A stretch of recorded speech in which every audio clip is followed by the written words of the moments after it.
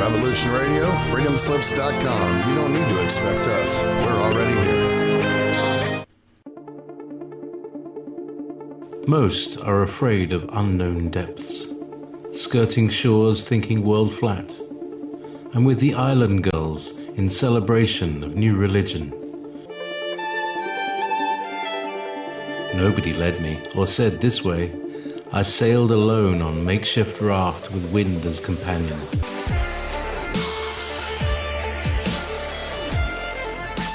Fate for deliverance, confidence enough to assess new disposition. Seekers of lost paradise may seem fools to those who never sought the other worlds. Welcome to Momentary Zen with Zen Garcia. Visit www.fallenangels.tv. You're listening to Revolution Radio. As little as long ago, or as far away as forever. This is where we meet to celebrate what never was as it comes to pass. Welcome, friends. I'm your host, Zen Garcia. This is Momentary Zen here on Revolution Radio. And I had a few issues with the computer. I don't know exactly what's going on, but that's why I'm not in the chat room yet. And so those of you that are in there, let me know that the sound is good and that everything is coming through clear. I had to restart and set up a different mic all within 2 minutes. And so I just want to be sure that the sound quality is good and that y'all are capable of hearing me, and so that if the settings aren't correct, hopefully one of the other hosts can cover for me if that's necessary. But hopefully everything will be all right, and you'll be able to hear me, and I'll be able to do this show because I've got an interesting show lined up for everybody this evening. A lot of you have asked me about um, just the different lost, forbidden, and forgotten books that have been largely left out of the collection of. Hello, everyone. It's okay, good, wonderful. Thank you, Kathy. Um, and so I just wanted to cover and talk about in this show the many different books which are and have been left out of the canonized Bible. And those of you, and there are many that are only King James Version Bible students and scholars of only the canon, and for whatever reason will not read into or investigate any of the many other texts that are out there. And that's fine. I don't I'm certainly not gonna in any way bash you. I totally honor you for where you are, and I know that a lot of people like to focalize their efforts on just the 66 authorized books of the authorized canon. And I know that it's a great deal of material. Hello, Link and Mini Donut, Zipster, Kathy, Blues Girl, Zippy, and Mr. Rowe, and all those that are not in the immediate scroll. Know that I appreciate all of you, and thank you for taking the time to join me. It's going to be a really, really good show because one of the books that I also, or one of the videos on my YouTube channel under Endeavor Freedom that gets just a number of visits and many people, a lot of hits, even daily, um, is a video called the Forbidden Books of the Bible, which in that show I did it several years back, but I didn't even cover in fullness what I'm going to be talking about this evening. And there are so many texts that that have been excluded, and so I'm, I'm not going to, because there's a lot of material to cover, and so I'm just going to talk about initially even the books that are mentioned in the canon that have been excluded. And then we'll go into some other collections. And I'm also going to provide a few links to the books, some of the books that are my favorite collections, because I'm one of those that likes the really extremely large volumes of collected works, as far as like the Pseudipigrapha or the Apocryphal texts, um, or even like the Gnostic Bible, and just different huge collections of books. I like those really thick 400, 500 page compilations of extra biblical, extra canonical material. And I love studying all the different books that I can find, those that are not found within the canons. Like even there's a text in a book called the Forgotten Books of Eden, the Forbidden Books of the Bible. There's another book called the Lost Books of the Bible, which has a number of books, like the first book of Adam and Eve, and the first book of Enoch, and the second book of Adam and Eve, and the apocryphal texts that have been excluded from the canon that were never included. And then there are things such as the Dead Sea Scrolls collection, and even the the Nag Hammadi Codices, which are collections that were most recently discovered, that are huge, massive collections. I mean, as large as the canon in and of itself. Um, and like when we go into even the books that were excluded, or the books that are mentioned within the canon but that are no longer found, that are no longer even available to the public, some which are, like the book of Jasher, the book of Jubilees, and then you have, even in the canon, in the book of Jude, there's reference and allusion to like the book of Enoch.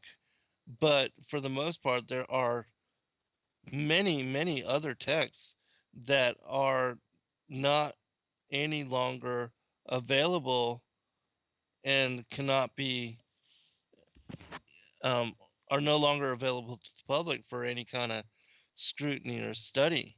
And I believe there's somewhere like between 22 and 28 of those texts. And we'll start with those and I'll name those. And we'll talk about the scriptures which mention those. But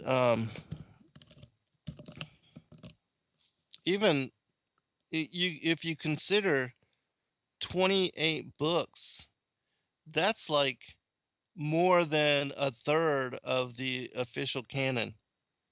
You consider 66 books, and though many people don't know that the King James version, uh, the when it first came out, it was 80 books. It included the 13 books of the Apocrypha and another text called the Shepherd of Hermas, which, depending on um, where you go and what you study, it's either included with the Apocrypha, the 13 books of the Apocrypha, and then you have the Shepherd of Hermas, which would make it an 80 book canon, or you have it included as part of the pseudepigraphal texts. And so let's go ahead and start with those, and then because there's a lot of work to cover, and I'm not sure how much I'll be able to. I'd like to get all of it done in this one show, but I don't know if that will be possible. All right. In Numbers 21, chapter 21, verse 14, there's mention of the book of the wars of Yahweh, of the Lord. It is another way that it's referenced, the book of the wars of the Lord. In Joshua 10, verses 12 through 13, and also 2 Samuel chapter 1, verse 19 through 27, there's a mention of the book of Jasher. And after I make mention of these, I'll actually read some of the verses. But I want to just give you this, really quick, because there's more mentioned here than when I actually read the actual verses.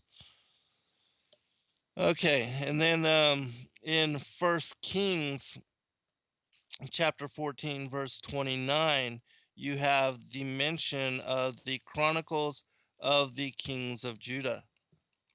And there's actually a couple of mentions, just like you have Chronicles 1 and Chronicles 2, and 1st and 2nd Samuel, the same thing.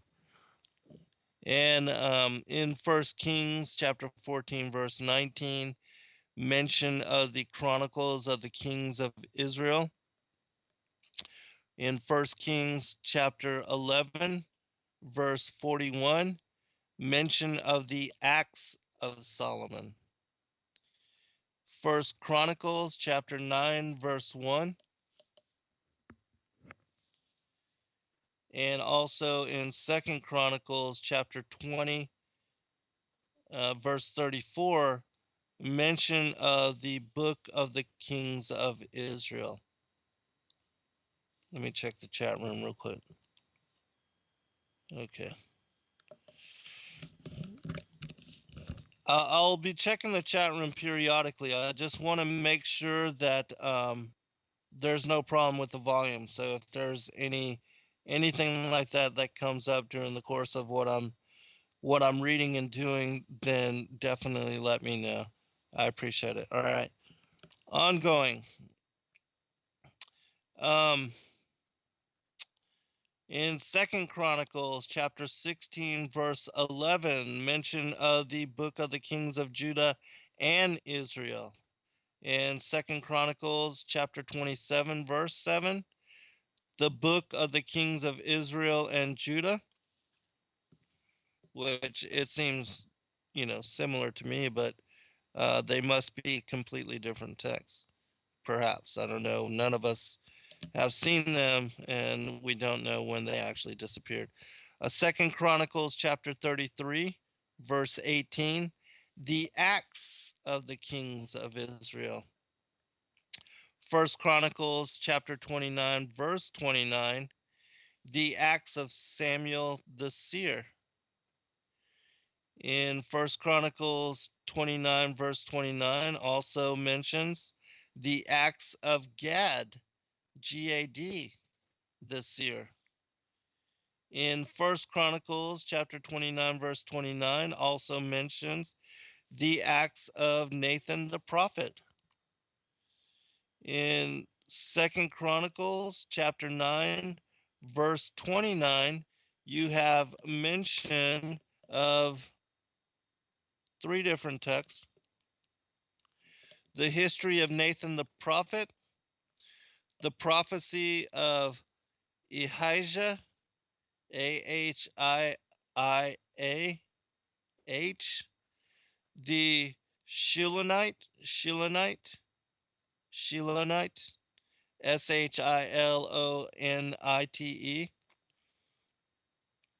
and also the visions of Iddo the seer, Iddo the seer.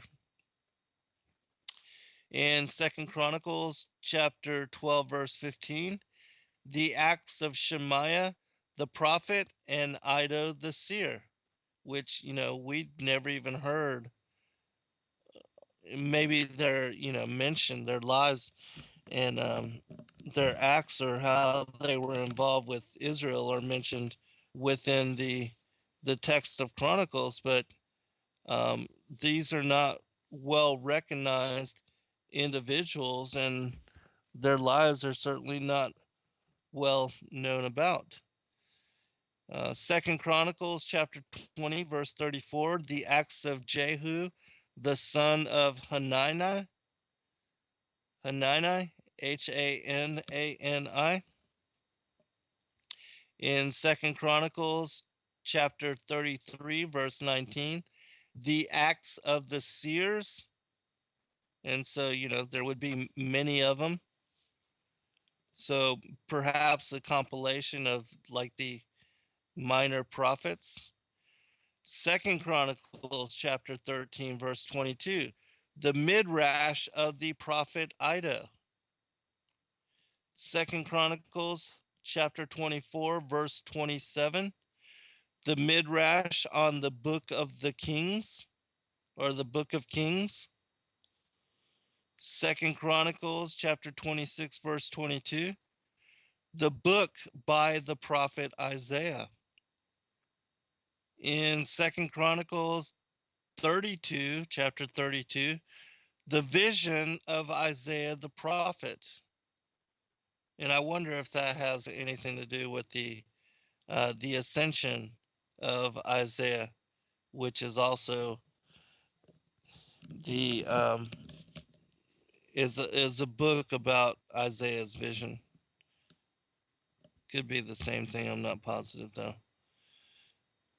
Nehemiah chapter 12, verse 23 mentions the book of the Chronicles.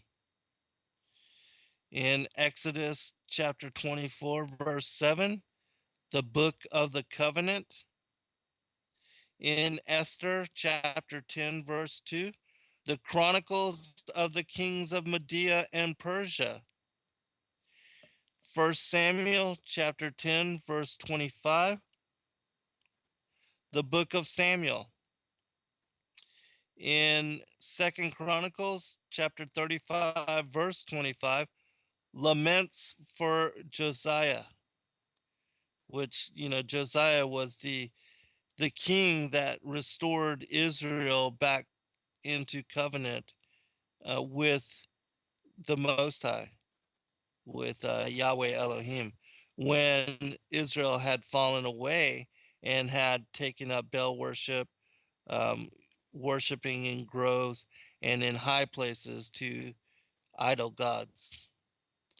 First Chronicles chapter 27, verse 24, the Chronicles of King David. In Colossians chapter 4, verse 16, Paul's letter to the Laodiceans. In First Corinthians uh, chapter 5, verse 9, Paul's previous Corinthian letter.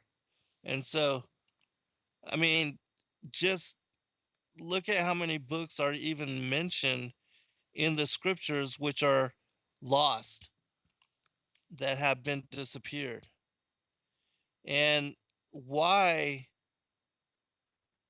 people, would limit themselves even greater, already being limited by the amount of material that has been um, eradicated and destroyed, like whole libraries, like even the Library of Alexandria, which was huge and had many um, many texts which are no longer available to us, scrolls, all of that was destroyed.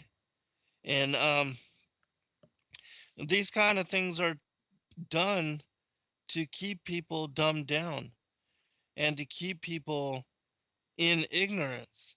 And why people would support that by not even reading or studying those things which are available to us, especially with our being the fig tree generation, our being, being blessed with access to the internet where we can just type in, a keyword and have the internet searched out in millions of pieces of, you know, of response and searches return, and why people won't utilize such access.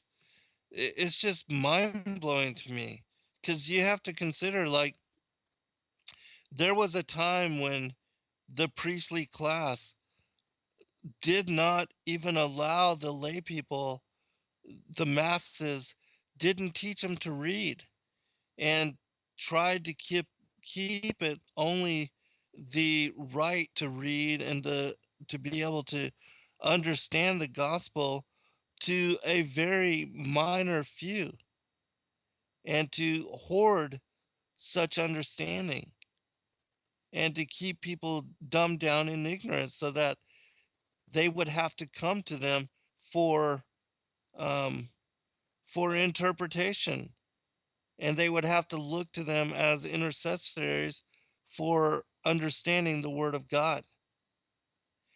And now, even though, everybody, most of the world, much of the world has been taught to read and has the ability to study, and now with the advent of the internet, has does not even have to, like previous, you had to have a huge collection of books to even be able to study, and even then you were limited to the books that you have.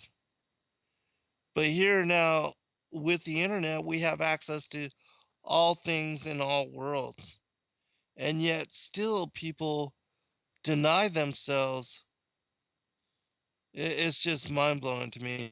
I personally try to get my hands on everything I can find, and to make copies of it, um, and to provide that to you. That's why in my radio work, I have attempted to share and read from many different books that most people have never even heard about, all just to encourage you in your search for truth and understanding. And yet I'm criticized often for even investigating or reading these extra biblical and extra canonical texts, and from teaching people from them. And you know how people that choose to limit themselves in that way can criticize me for making and making people aware of all that's out there. Is it's absolutely mind-blowing to me. All right, continuing, because I know we will quickly run out of time, and I'm not even sure I'm going to read all of these passages, but we'll see. The mention of the book of the wars of the Lord. Therefore it is said in the book of the wars of the Lord, Waheb in Sapha, and the valleys of Arnon, and the slope of the valleys that extend to the seat of Ar, and leans to the borders of Moab. Numbers 21, verse 14 through 15. And the sun stood still and the moon stopped until the nation took vengeance on their enemies. Is this not written in the book of Jasher? Joshua 10, verse 13. What I'll probably do is just read some of these, because, like I said, I've got a lot of material to cover tonight. The manner of the kingdom. Then Samuel told the people in the rights and duties of the kingship, and he wrote them in a book and laid it up before the Lord. Then Samuel sent all the people away, each one to his home.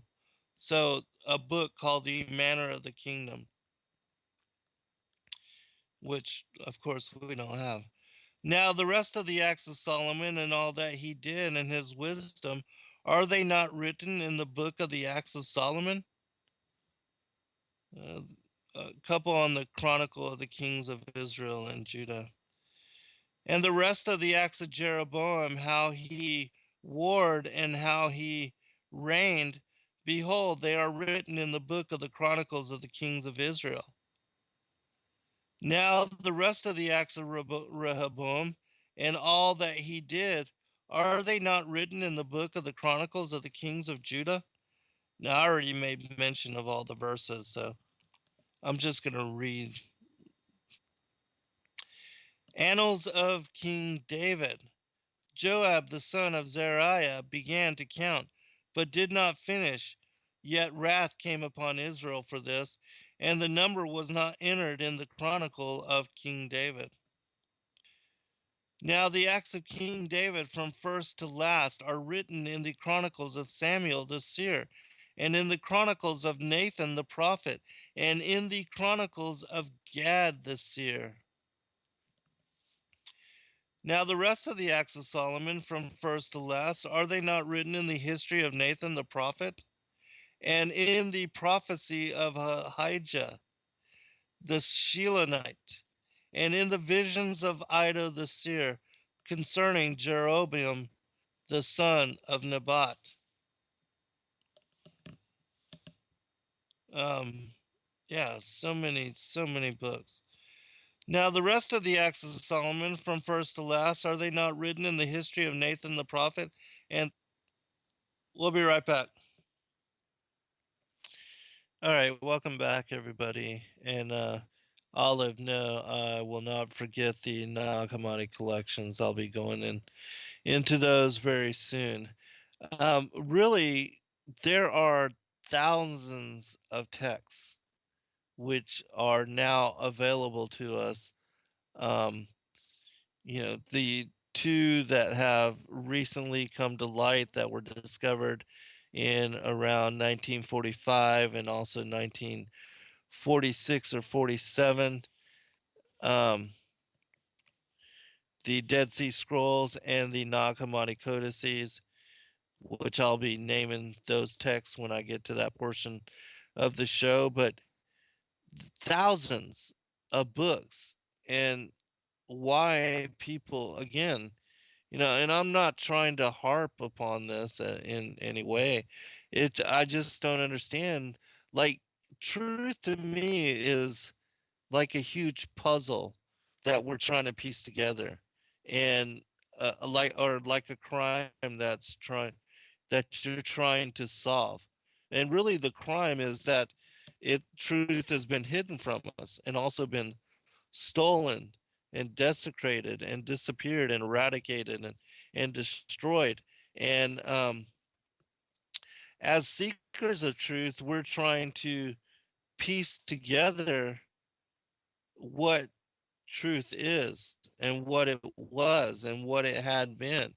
And in order to make that determination, we have to, in my opinion, get as many pieces as we can, study as many aspects of it as we can, and then hopefully, in dedicating ourselves to the pursuit of its discovery, then hopefully, in doing and putting forth great effort, then the revelation of it will come forth, and we will then be able to elucidate with clarity what exactly truth is. And just like an investigator that is trying to determine the what happened at a certain crime scene investigation, they will look at every aspect of the scene, things that are considered irrelevant, things that may not at that particular time make sense to them, things that they may not initially be able to uh, implicate as being part of the crime, things that seem to be um, just maybe nonsensical or even considered idiotic and not pertaining to. Nothing is discounted as irrelevant. Everything is considered and everything is looked at with keen eye. And that's what makes really good investigators and criminal detectives. That's the kind of dedication, the kind of um, uh, research skills that individuals must apply in order to be good at their jobs. And so, uh, would you not, in trying to be a seeker of truth and a seeker of lost paradise, and one that is trying to understand the gospel or the word of God, and be able to make sense of how it ties together with history and mythology and everything else, how all of that, the underlying truth of all things comes together. I would think that, that that's the way we would approach things, and that certainly you can't pass judgment on something without even having read it, or to judge others because they choose to study it and you choose to ignore it. I mean, uh, they're bad Christians for reading extra biblical and extra canonical text. That seems absolutely ludicrous to me. And yet, that is the posture, the attitude, and the judgment that I receive from so many. I can't even tell you the kind of people that criticize me on, whether it's on my YouTube videos or, you know, um, in reviewing my books, or whatever, because I read the extra biblical, extra canonical text, that somehow discredits my work in their minds. That just seems ignorant to me, but whatever. All right. Just a few more passages here, and then we'll go into some of these other collections. The rest of the acts of Abijah, his ways and his sayings, are written in the story of the prophet Iddo. Now, the acts of Rehoboam, from first to last, are they not written in the records of Shemaiah the prophet and Iddo the seer, according to the genealogical enrollment? Now, the rest of the acts of Jehoshaphat, from first to last, are written in the chronicles of Jehu, the son of Hananiah, which are recorded in the book of the kings of Israel.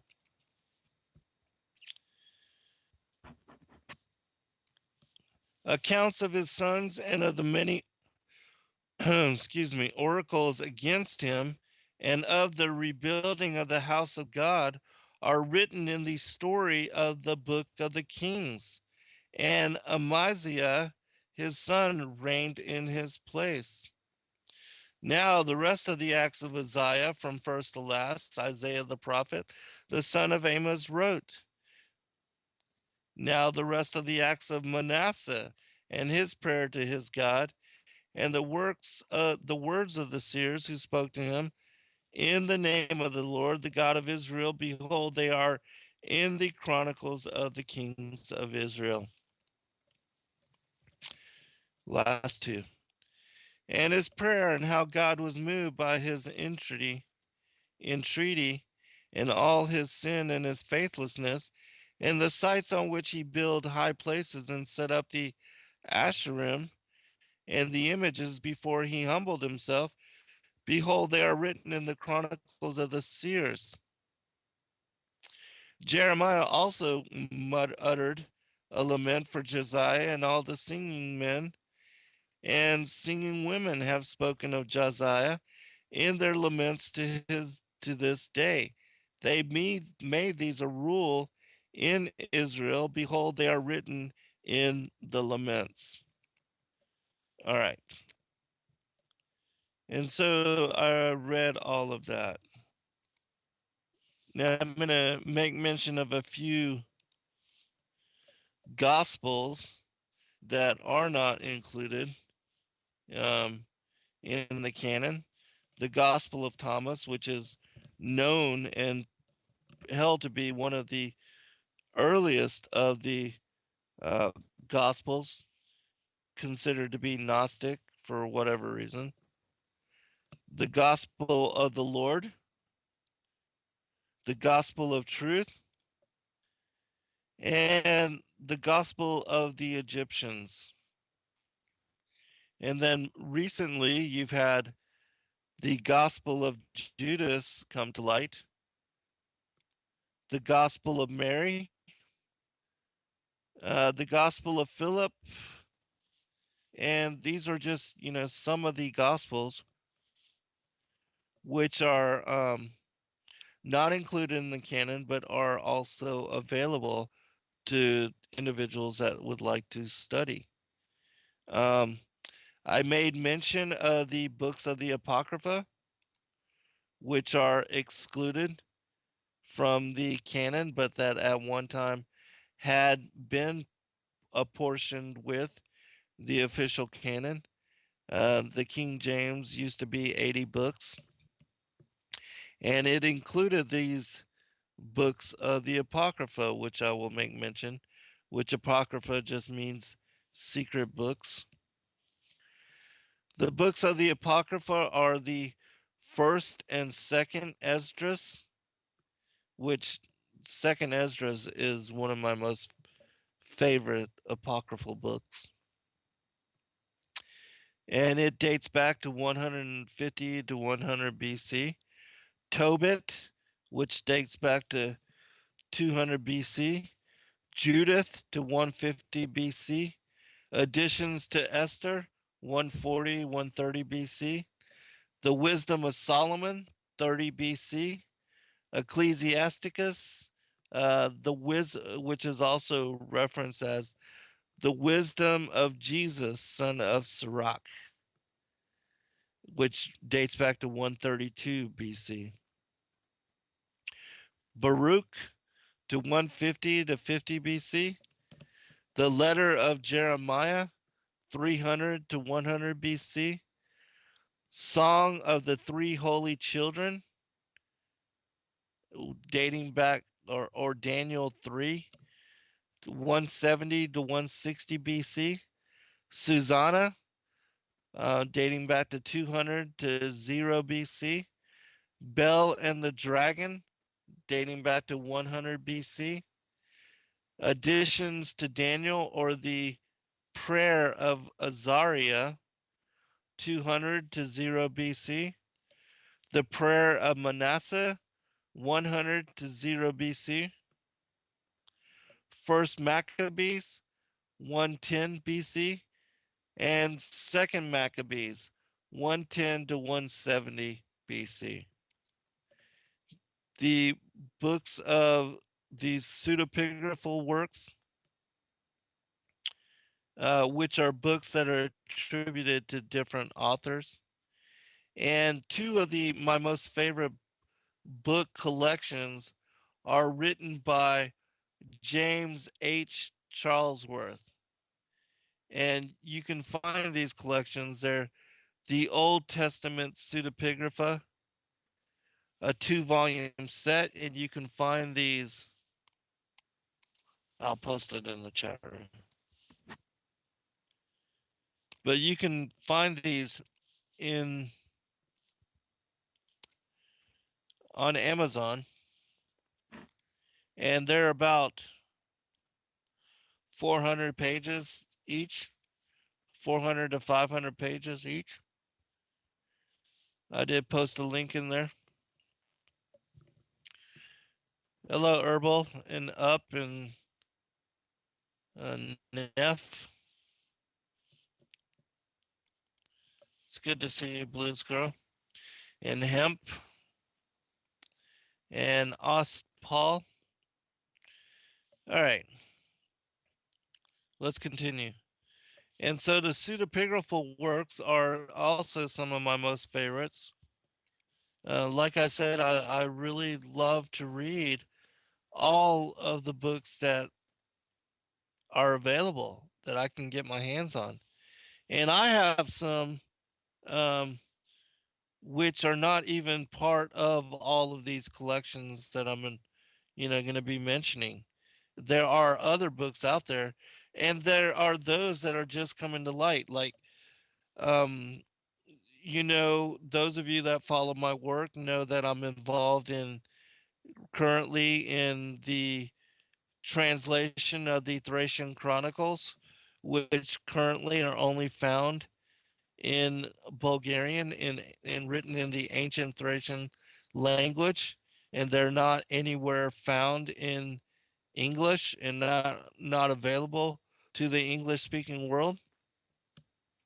But that I have been blessed to work with some hardcore linguists in interpreting, and they are making those available to me in English, and then I am fine tuning that English translation so that we can make them available um, to those of you that are interested, which there are many of you that, like myself, are very curious as to the different books that are out there, which are, have not normally been available to the public.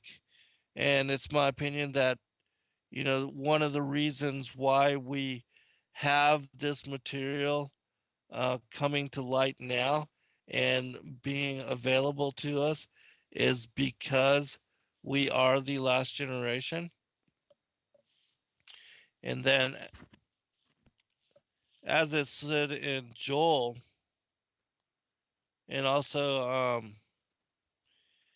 in the book of Enoch, from them I heard all things and understood what I saw, that which will not take place in this generation, but in a generation which is to succeed at a distant period on account of the elect. That's what Enoch said in the first book of Enoch.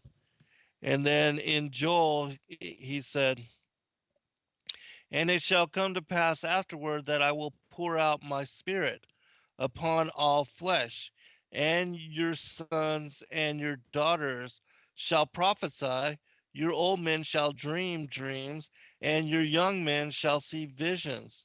And also upon the servants and upon the handmaids in those days will I pour out my spirit. And so it's my opinion that we are living in those days, and that this is one of the reasons why the Most High is bringing all of this information to light. All right, let's continue. A list of the texts which you can find in these pseudepigraphal works are the Epistle of Barnabas,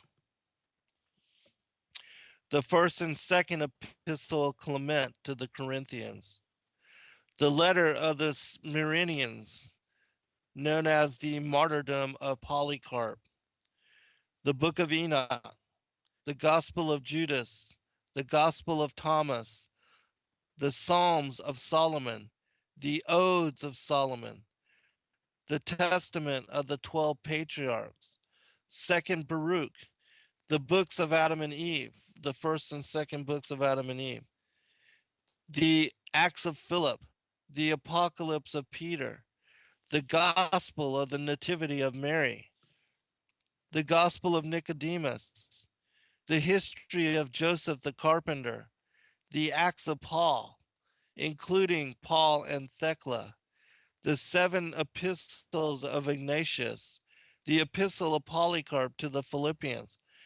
And there are so much more. I mean, just even off of the top of my head, the vision of Paul, the apocalypse of Peter. Um, let's see, the apocalypse of Zephaniah, um, the apocalypse of Daniel, I mean, there are so many texts, and they're not even, you know, listed in these official collections. And I've actually got two huge collections that I've compiled called the Sacred Writings, and I will actually perhaps at some point make those available and try to publish them, because there's just so many texts out there which nobody has available to them, and which are not, even with the internet, many of these are difficult to find, or have since disappeared, like even the Targums, which is a whole another set of books that are huge collections of translations. This is the Aramaic translations of the original Hebrew Torah, which are no longer, you know, which a lot of it has been mostly lost, and you cannot find electronic copies of these. They are, however, available. Um, Thank God for the Logo software project, of which Michael Heiser is a part of. They have published many of these targums and released them in hardback. And I've been collecting these. They're very expensive, but for those like myself that are interested in these texts, they're priceless. They are absolutely priceless. All right, when we return from break, we'll go into the Dead Sea Scrolls and also to the Nag Hammadi collections, and then some other, I've got other things I want to also talk about, but those are the two that we'll focus on. And oh, and also I'm going to make available a link to an electronic copy of the Gnostic Bible, which is an incredible amount of work in and of itself, which not a lot of people have heard about or read about. And I go ahead and paste in the chat room a link to that text, so that those of you that are interested, it's not letting me into the chat room. Hold on. Okay.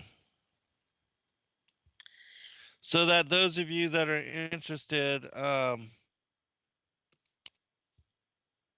you can download it for yourself and then read it. It's got really an incredible amount of information in it. And it also is one of my favorite collections as well. All right, I've got to enter the chat room again. Hold on. For whatever reason, it kicked me out. This is strange. I don't know. It's not letting me in there, so I'm gonna just send this to Kathy, and then hopefully she'll be able to send it to you. All right, we'll be right back, everyone.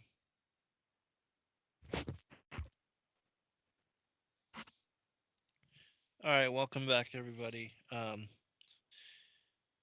just gonna really quickly just state that Revolution Radio is the largest listener supported commercial free and corporate free radio network on the internet and on anywhere in the world, and that those of you that can and do appreciate what we do, please do go to freedomslips.com and click on the donate button. I'm not going to go into an extensive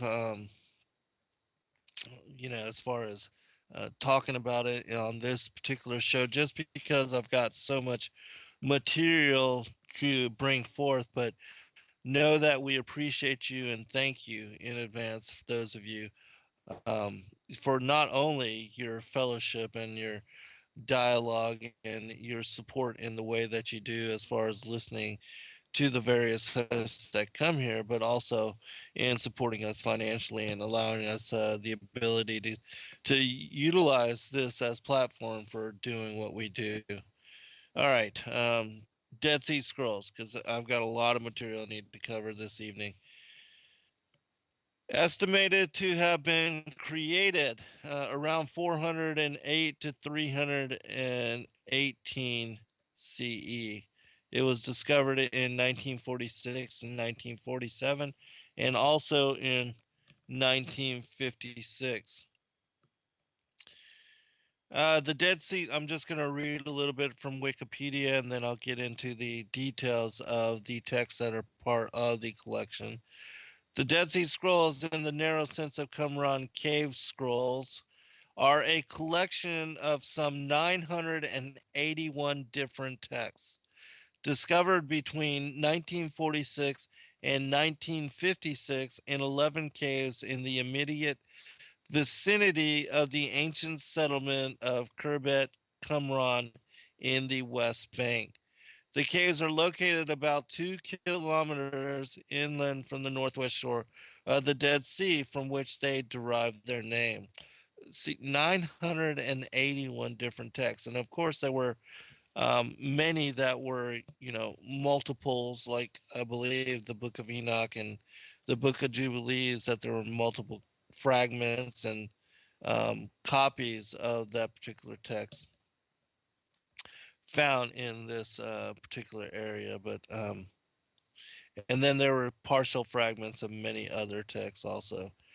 And there's a lot of material that is exclusive, completely particular to the Dead Sea Scrolls collection, and also the Nag Hammadi Codices. You don't find those books anywhere else available to us. And if it weren't for the discovery of these two collections, we would not have many of these texts available, even in singular copy, which I find it amazing. And I also believe that, this is the Most High revealing to us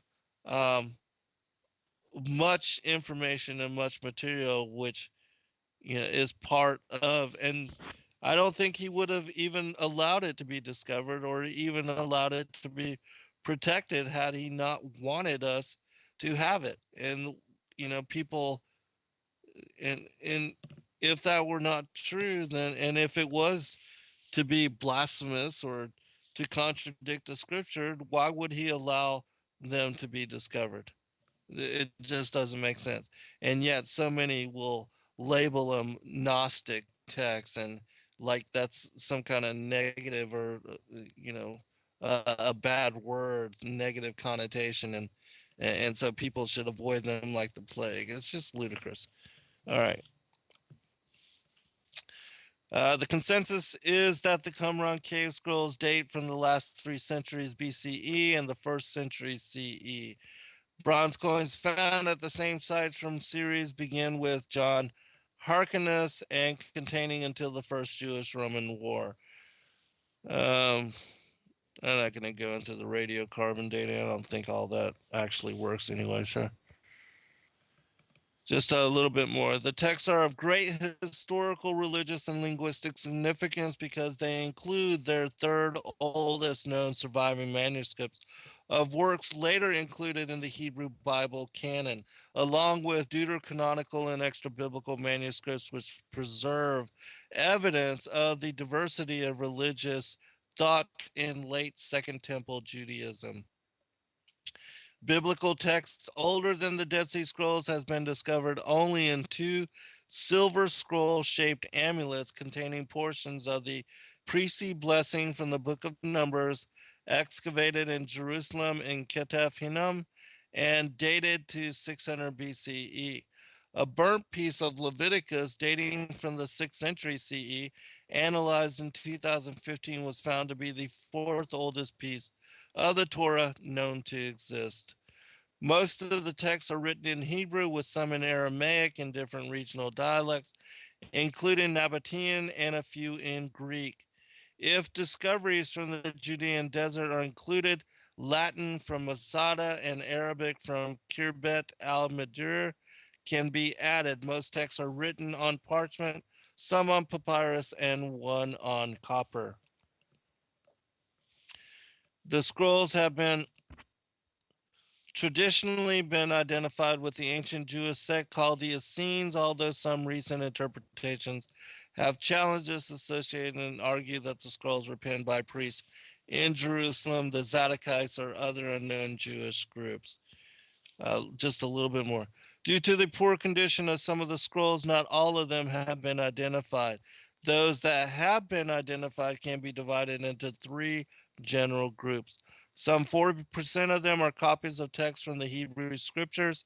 Approximately another 30% of them are texts from the Second Temple period, which ultimately were not canonized in the Hebrew Bible, like the book of Enoch, Jubilees, and the book of Tobit, the wisdom of Sirach, Psalms 152 through 155, etc.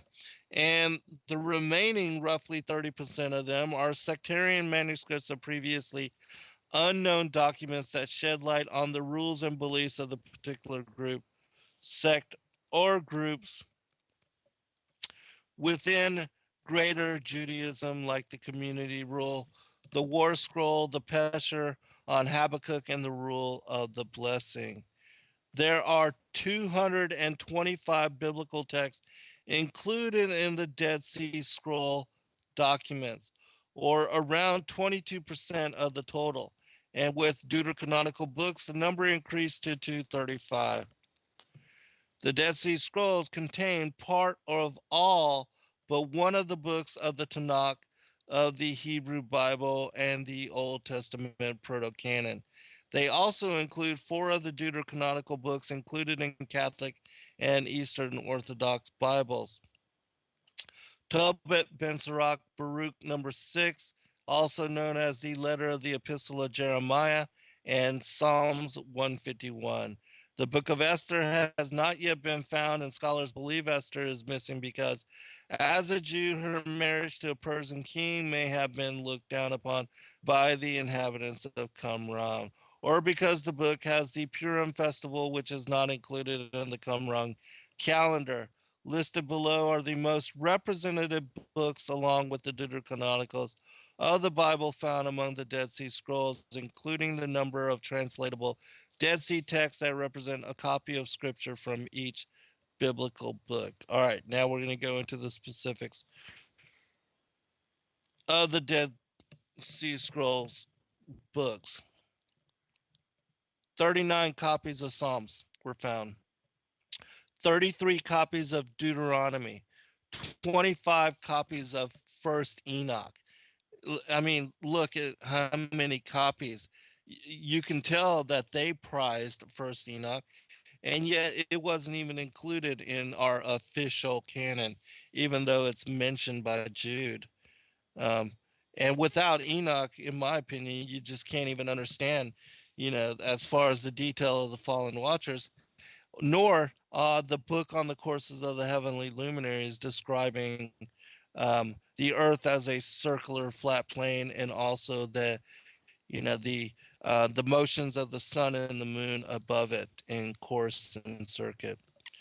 Genesis 24 copies, Isaiah 22 copies, Jubilees 21 copies, Exodus 18 copies, Leviticus 17 copies, Numbers 11 copies, the minor prophets 10 copies, Daniel 8 copies, Jeremiah 6, Ezekiel 6, Job 6, Tobit 5, 1st and 2nd Kings 4, 1st and 2nd Samuel 4, Judges 4, the Song of Songs 4, Ruth 4, Lamentations 4, Sirach 3, Ecclesiastes 2, Joshua 2. And now the non biblical. The majority of the texts found among the Dead Sea Scrolls are non-biblical in nature and were thought to be insignificant for understanding the composition of canonization of the biblical books, but a different consensus has emerged which sees many of these works as being collected by the Essene community instead of being composed by them. Scholars now recognize some of these works were composed earlier than the Essene period, when some of the biblical books were still being written or redacted into their final forms. All right. Now I'm going to make mention of some of the Dead Sea Scroll texts themselves, which, again, there's a lot of information that is not found anywhere else. The Divine Throne Chariot. I guess what I could do too is give you the link for where I got this information that I'm going to be now reading from. I'm going to give it to Kathy and she'll share it with you. And that it also has links for the texts themselves. So for those that would like to read them, you will be able to do so. All right. The Divine Throne Chariot, the Book of Secrets, the Thanksgiving Psalms, the Parable of the Bountiful Tree, a baptismal liturgy, the Coming of Melchizedek, Tongues of Fire, the Book of Giants, which I wish we had that without, any breaks or being broken in any way. That book is amazing. Psalms, phylactery, the community rule, calendrical document, calendrical document. Some Torah precepts, Enoch, Hosea commentary, prayer for King Jonathan, Leviticus, the songs of the Sabbath sacrifice, the Damascus document, the war rule, the great Isaiah scroll, the temple scroll, the war scroll, the community rule. Oh, I think I just read that. Oh, okay. The commentary on Habakkuk scroll, the great Isaiah scroll, and fragments of the book of Enoch from Qumran Cave 7. All right. Now, there's also, which is interesting, since the publication of my last book, I have shown and recently released a calendar which ties together the ancient Hebrew lunar, the Enochian ancient Hebrew lunar calendar, with that of the Gregorian solar calendar. And so to help people to know when Kadesh occurs so that you can stay in alignment with Sabbath. I've explained all that here in great detail. But anyways, it's interesting that there's a whole set of Qumran calendrical texts which describe, and I'll read a little bit about that, because it seems that the Essenes were also followers of the calendar, which I wrote about in great detail in my last book, The Flat Earth as Key to Decrypt the Book of Enoch. And I talked about the 354-day lunar calendar, how it connects to the 364-day Enochian solar calendar, and how these two calendars come together. So I'm going to just read a little bit about this. It's interesting. There are about 20 different texts from Qumran which deal with a 364-day solar calendar. They are mainly very fragmentary, so the calendar is not completely understood. However, it is significantly different from the Babylonian lunar calendar, which evolved into the 354-day Hebrew calendar. I personally don't believe that. It's my opinion that the Most High gave the Hebrew lunar calendar to even Adam. And I show this in my latest book as well. And Adam passed that on to Enoch because Adam was given 5 books when he was cast out, exiled from paradise and banished here to the earth. And one of those books was about the calendar system and also about um, basically the celestial, the heavenly luminaries as being a giant clockwork and timepiece, um, the sun and the solar day, um, and then you have the moon, the quarterly phases equaling to a week, its monthly phases equaling to a month, and then the movements of the both the sun and the moon through the 6 gates of heaven, equaling both the lunar month and the solar month, and how they together added up to the 364 day solar year and the 354-day lunar year. And all of that I show in my latest book because I learned all that when I decrypted the book of Enoch, the book on the courses of heavenly luminaries, which are contained in great detail in that book. All right, continuing. The scrolls calendar divided the year into 4 quarters and recorded the feast days of the community.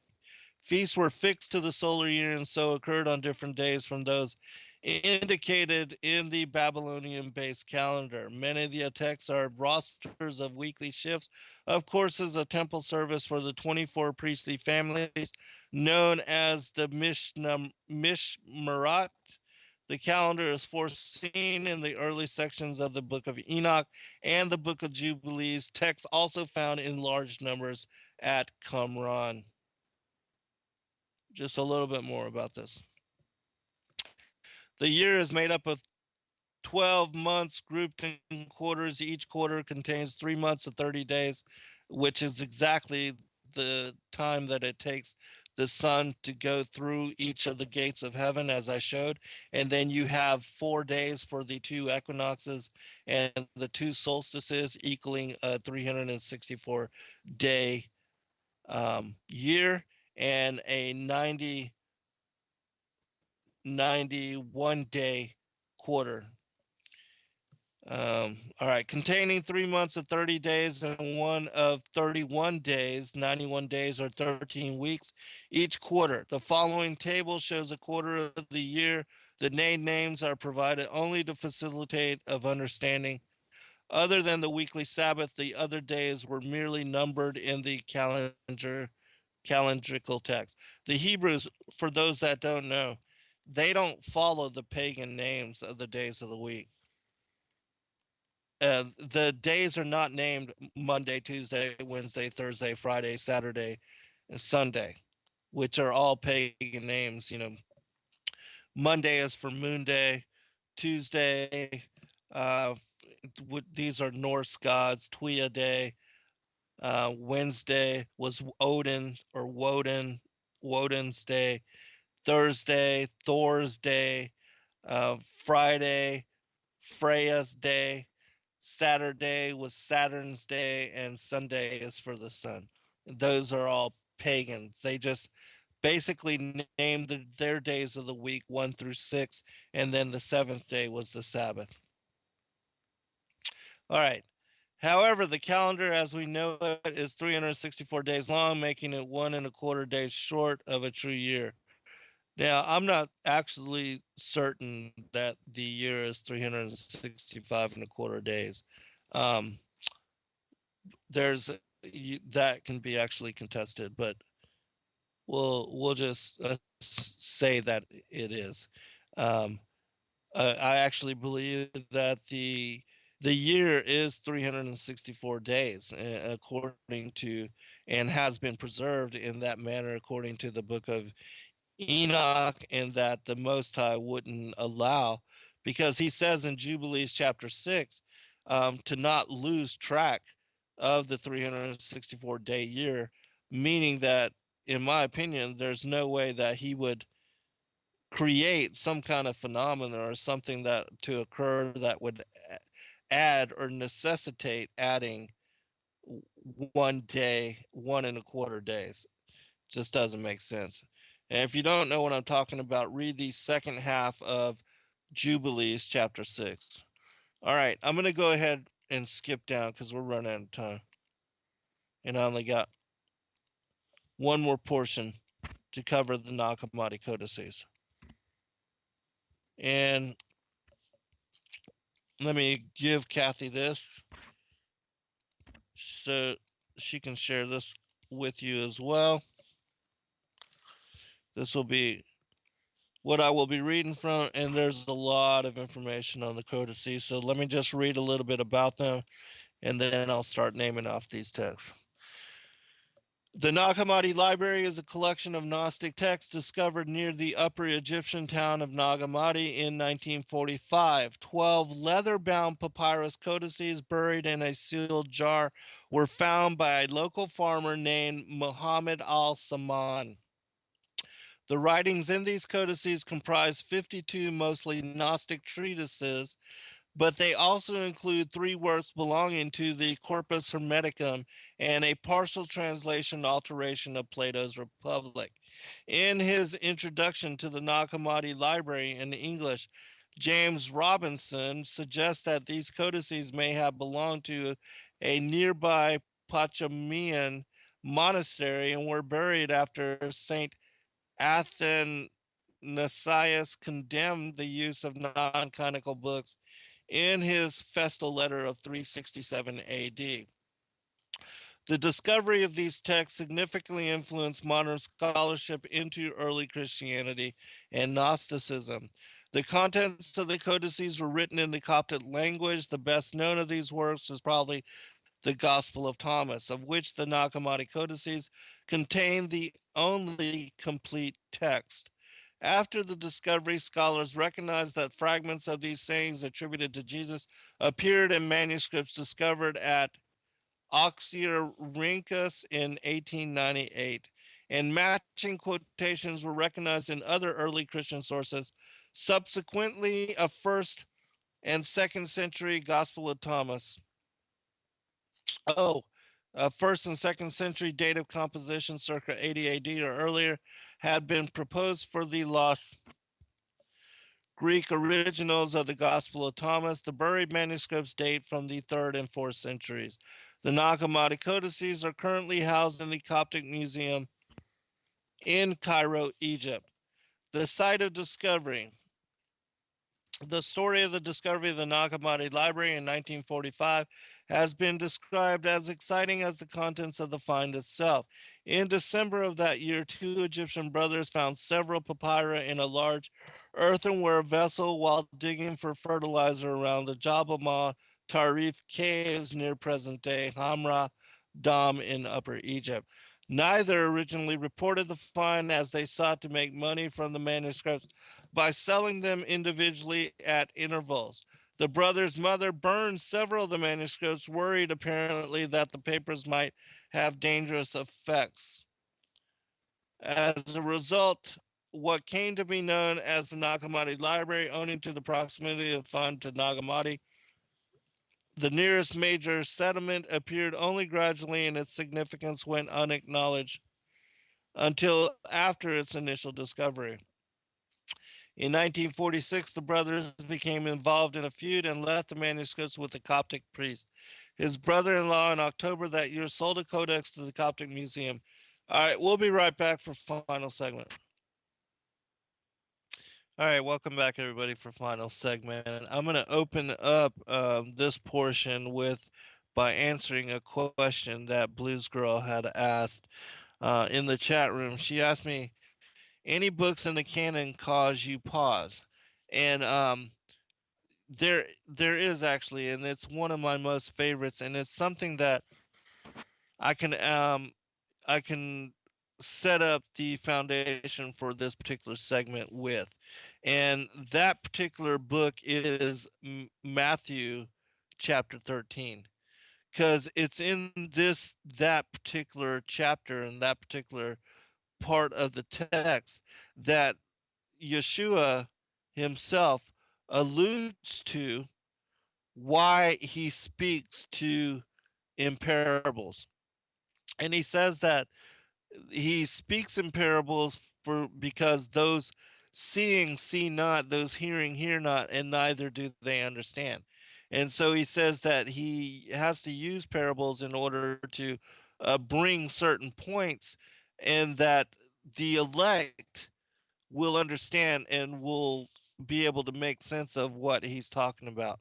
And then he goes into the account of the seeds and how some of them found foundation and took up root and became good crops, and then others that did not. And then he talked about the differentiation between the seed of the woman and the seed of the serpent, and reflected on the garden parable, what I've written about in great detail as being the episode which most recognize as Eve being beguiled by the serpent, and that her being beguiled by the serpent is, or her eating fruit from the tree of the knowledge of good and evil, that beguilement actually has sexual connotations and is the reason why she was impregnated with the child Cain, who was the firstborn son of the devil, and a hybrid scion of the serpent. And why it is that the curses in Genesis 3 are related to fruit progeny, and why it says there will be enmity placed between the seed of the woman and the seed of the serpent, meaning the children of the devil and the children of Adam. And then he elaborates on in the parable of the sower that an enemy snuck into the garden and had sown the tares. And that the reason that Lucifer was not punished and cursed like the watchers were in Genesis 6 when they slept and mated with the daughters of Cain was because the tares and the wheat would be allowed to grow up together, meaning that the devil's children would be allowed to propagate and to multiply, and that the war between these two bloodlines and seed lines would be ongoing until the time of the end.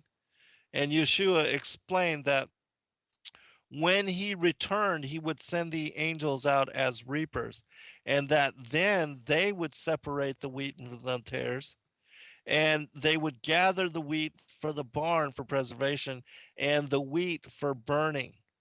And then afterwards, and here's where I'm going with this particular commentary, afterwards, after speaking all these parables and laying out all these teachings in parable form, then he sends the multitudes away. His apostles come up to him and ask him plainly to explain to them the parable, the wheat and the tares. They know it not, meaning they did not understand. And then he explained to them that the enemy is the wicked one. And the wicked one is he that had sown the enemy. The wicked one was same as it says in John chapter 3. Cain, who was of that wicked one, it was the wicked one that had sown the tares. And then in explaining the parable of the wheat and the tares, he says, the devil is the father of the tares. And then he explained that the harvest is connected to the end of days, and that he would send the angels out as reapers, and they would gather. They would basically, when he takes his judgment seat. Um, and so, anyways, I don't want to spend any more time on that. Any canon scriptures that you question? Um, yeah, I question a lot of them, and especially if there's contradictions, which in the canon itself there are contradictions between teachings. And I'm not going to go in great detail into all that because I don't really have the time, and that would take the entire show.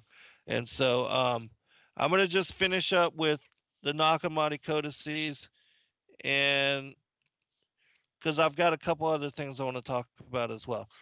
But let me go ahead and give you the list of. I'm not even going to finish the story because I'm running out of time. So, in the codices, I'm going to take you through the 12 codices.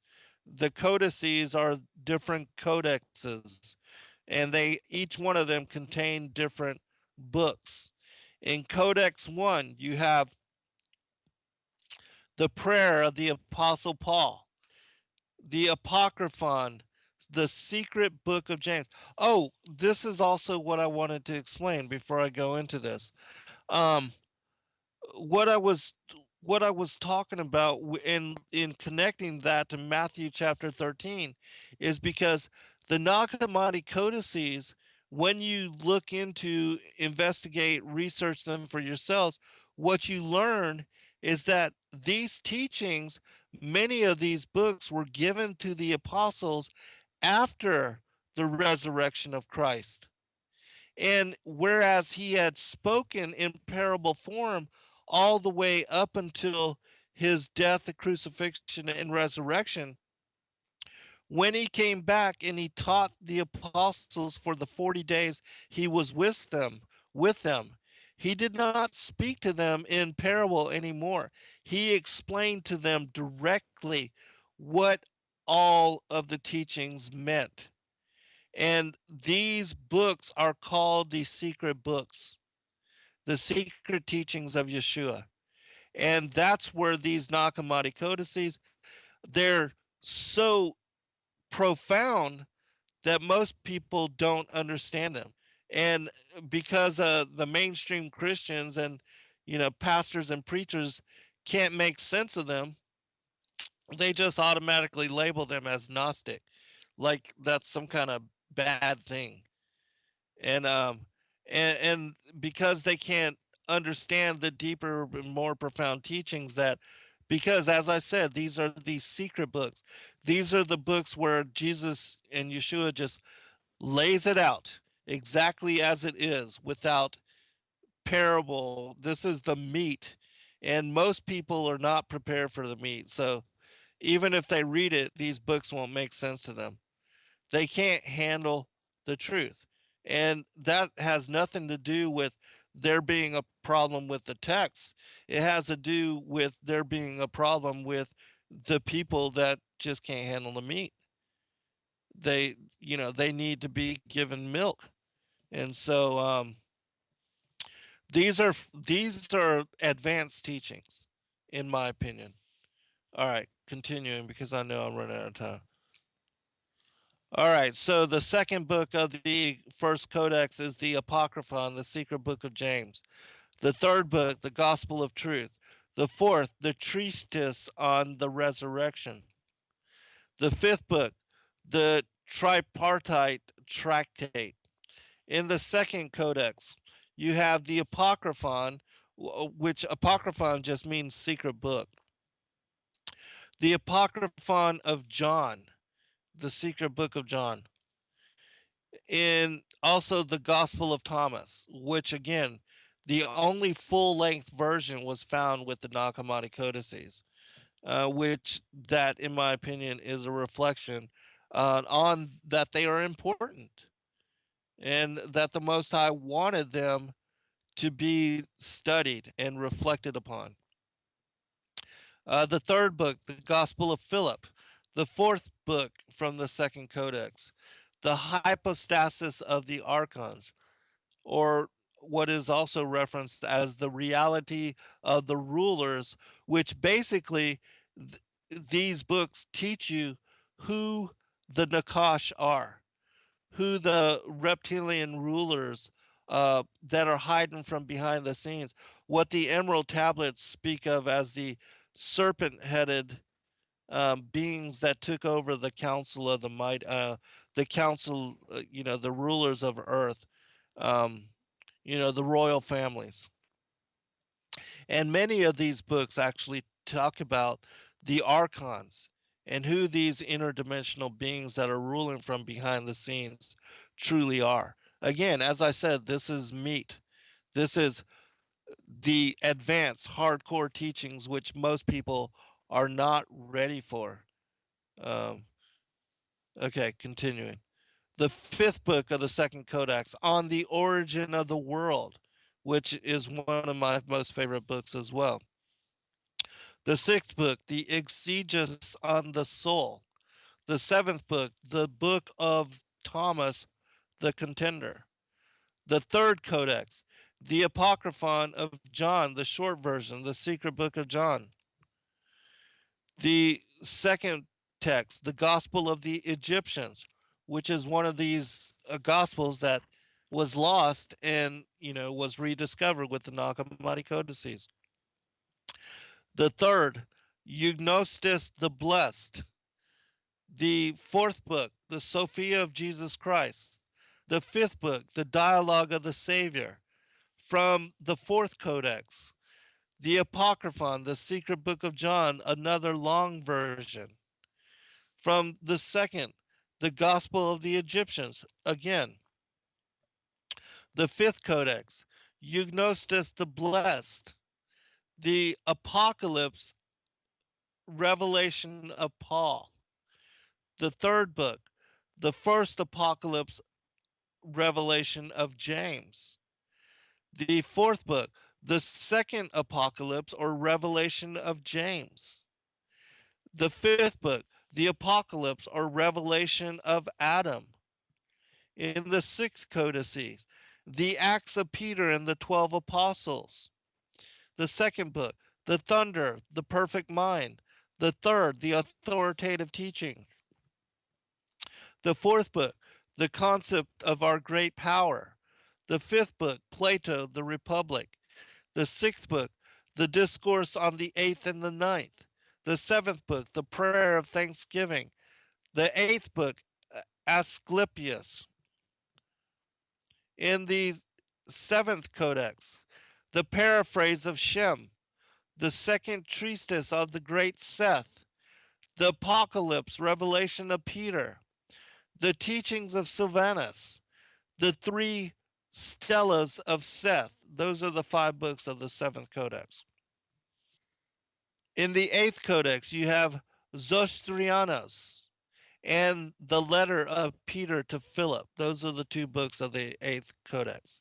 In the ninth codex, Melchizedek, the thought of Norea, and the testimony of truth. Those are the 3 books of the ninth codex.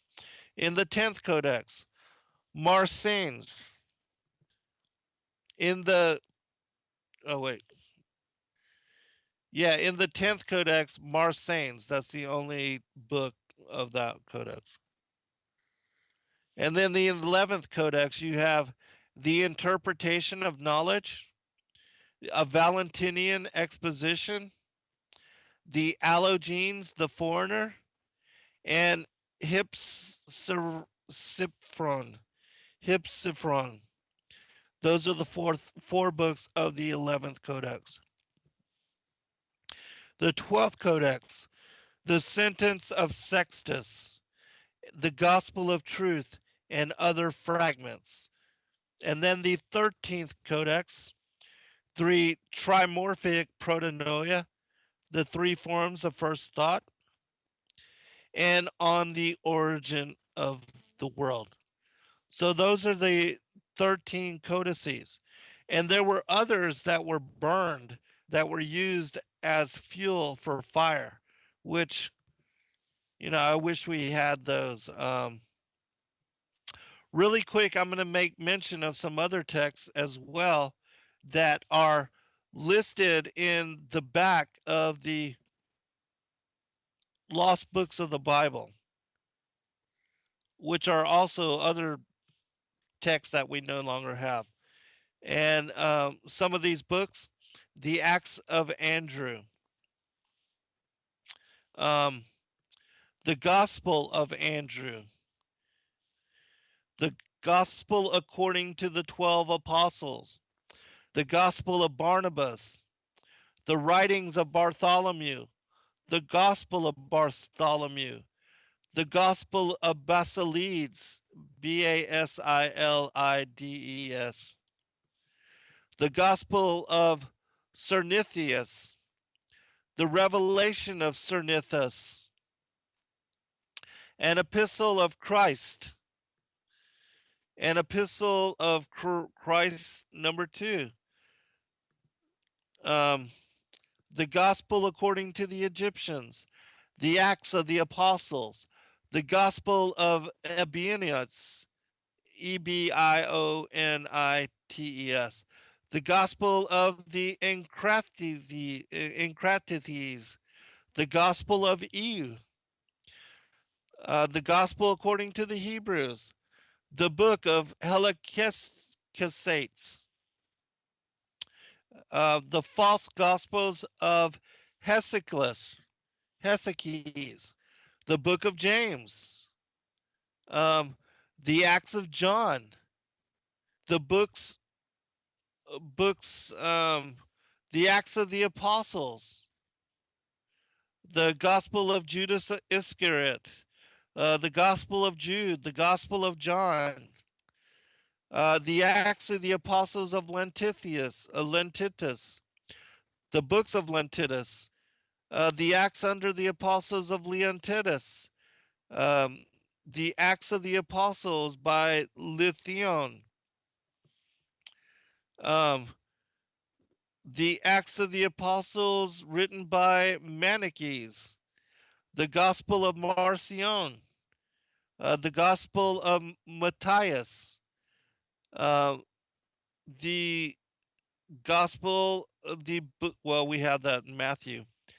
The traditions of Matthias, the Gospel of Marinthus, the Acts of Paul, the Gospel of the Nazarenes, the preaching of Paul, the revelation of Paul, the Gospel of Perfection, the Acts of Peter, the doctrine of Peter, the Gospel of Peter, the judgments of Peter, the preachings of Peter, the revelations of Peter, the Acts of Philip, the Gospel of Philip, the Gospel of the Scythians, the Gospel of Titan, the Gospel of Thaddeus, the Catholic Epistle of the Mason, the Acts of Thomas, the Gospel of Thomas, the Gospel of Truth, and the Gospel of Valentinius.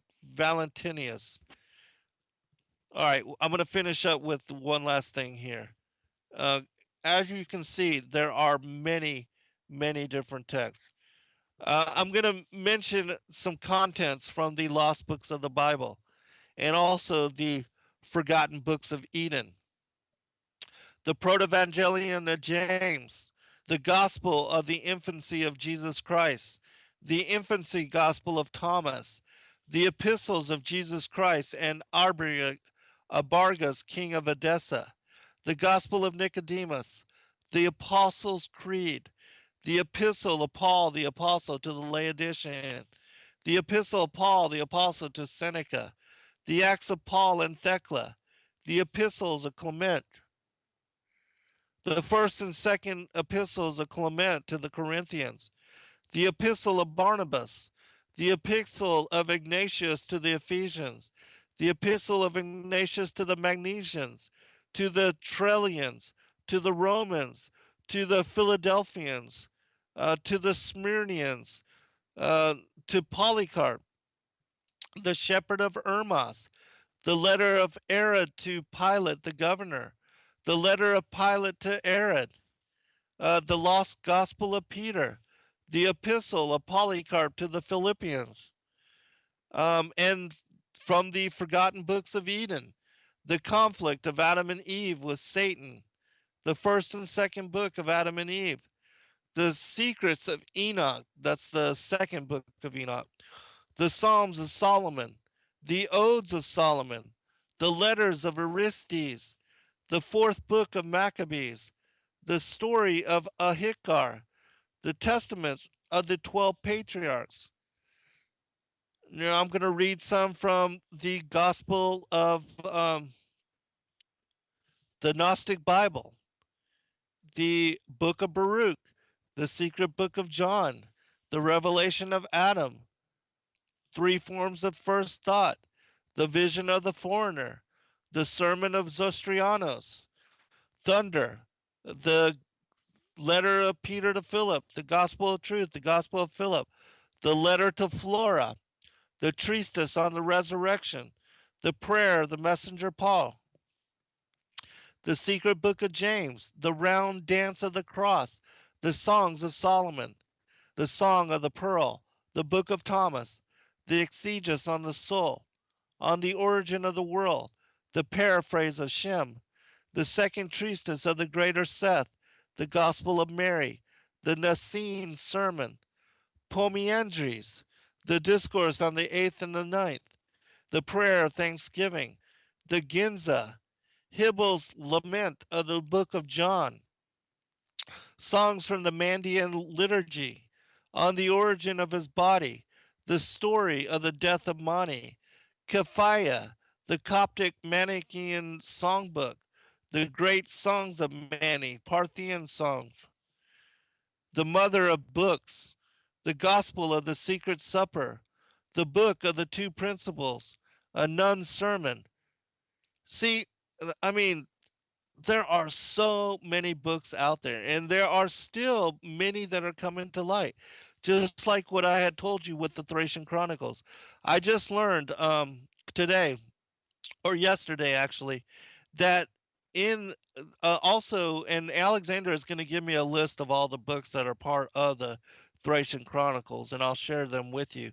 But I just learned that there's a book called the Acts of Andrews, which is one of those lost texts, and another called the Acts of Maximilia, which is a female, like a female apostle. And then there's another one called the Chronicles of the Apostle Luke. And these are all, yeah, as I said, these are all books that are not found in English that are part of the Thracian Chronicles, which we are working on to bring forth to share with you. And I consider it a great honor to be part of the team that is doing that work. And you can see by my love of all of these extra biblical and extra canonical texts why I prize